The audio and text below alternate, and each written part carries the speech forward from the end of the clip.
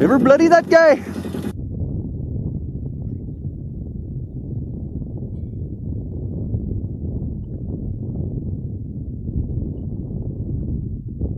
Bloody Falls in the distance there. I just came atop this ridge, and there's where we're going.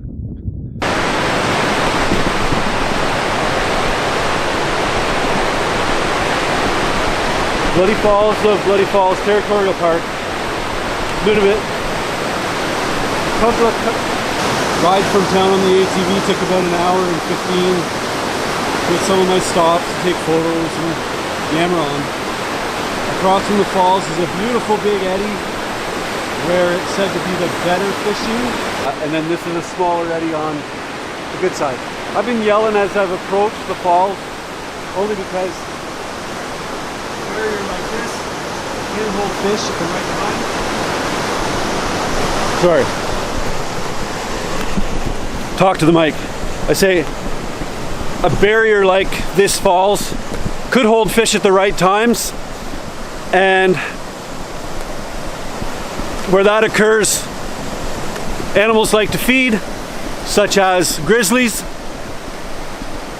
I have the bear spray there, but there is a ton of water coming through here.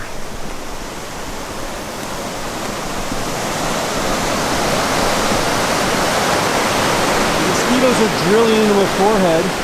I was just bragging the other day that I'm type A, blood, full of DEET, but they're here. I'm not the only one, so anyway.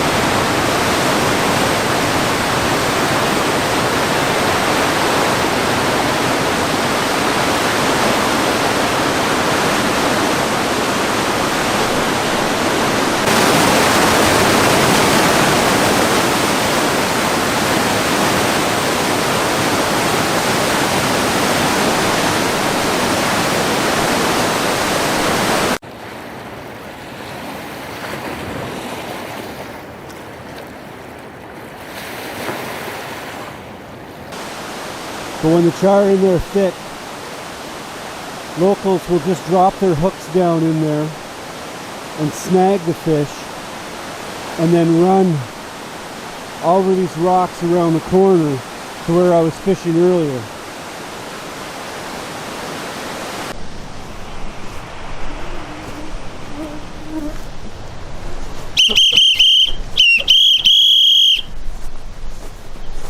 Small cabin here. Rest area, some picnic tables, garbage bins, fish cleaning station, fire pit, all at the top of Bloody Falls. Here we go, here we go, here we go. Coming up on it. Boom! Yeah, nobody's around, just me and Bloody Falls. It's stupid me, I'm getting further away from my bear spray, but I'm not feeling it. It's not feeling like I'm gonna die today. So, anyhow, we're gonna check this out. This is neat. There's just a cut in the rocks here, and obviously you can't come fishing over here because, well, maybe you could. Although it's a huge set of rapids, char will easily migrate through. The water's a little bit murky. Oh my god, it's so beautiful here. Holy shit. I wish the sun was shining a little more. just to make it a little easier to see. Oh shit! Somebody splashed in the corner there. What the hell are they? Yeah. I don't think canoers run this one. I don't think they run this one. But bucket lister. Done. Bloody Falls. Ever since I started learning about Arctic char, and I don't know, I knew about it when I was a kid. Well, my late teens when I started fishing, like around 18, 19. What's that on the wall? I asked in Quebec at one of a camp that I went to with a friend's father and the boys. Like, big brook trout, that thing's big. What's that? That's bigger than the brook trout. Well, that's an Arctic char. An Arctic char that was caught in northern Quebec. And that would have been in the 90s sometime.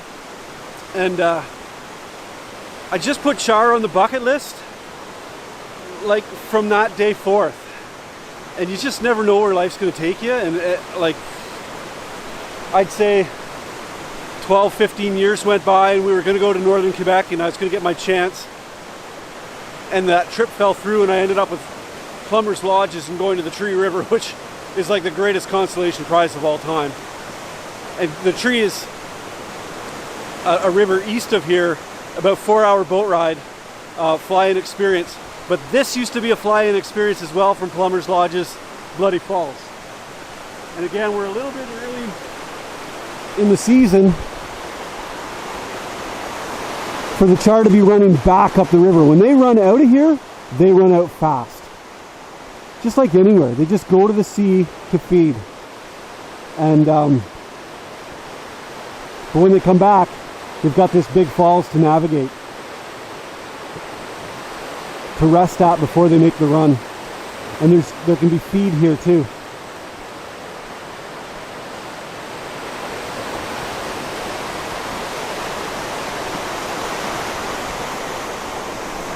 No, can't move too fast with this camera. I just came from around that corner. Anyway, I'd really like to get to fishing today.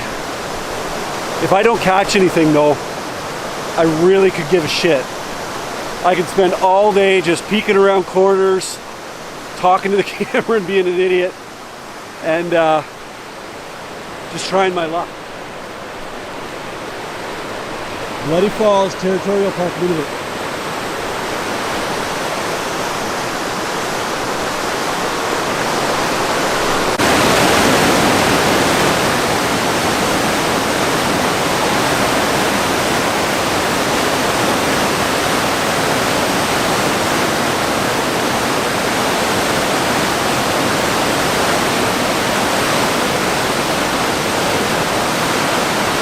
Maybe if you've read along in the report, you'll know by now, by going through Wikipedia or what have you, that this is a Canadian heritage site.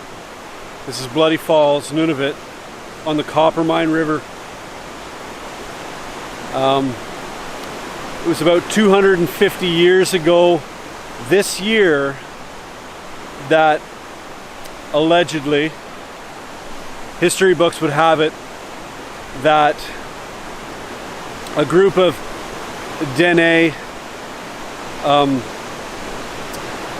natives from the south were traveling with, I think it was Hearne, maybe, I don't know, one of the explorers, can't quite remember, coming this way, and en route it seemed that there was a planned massacre that was going to happen, a planned war with the Copper Inuit that were known to inhabit this area in the summer and fall, that would camp this area in the summer and fall because of its good hunting and fishing. Regardless of whether or not it happened, artifacts have been found all around here that go back hundreds and hundreds of years to prove that this was in fact an area that that was used by the first peoples. Going back even as far as the Thule were, if I remember right, the last peoples to come over the ice bridge from Asia. A lot of Inuit settled in the Arctic simply because the established Aboriginals to the south didn't welcome them. They pushed them. They kept them north. They had to find their own place in Canada's Arctic. Anyway, I'm not a historian, but what you're about to see is Bloody Falls in all its glory, and it's pretty damn cool to know that where I'm standing, you know, that this particular place for hundreds and hundreds of years was a meeting area, a camp area of our First Nations people.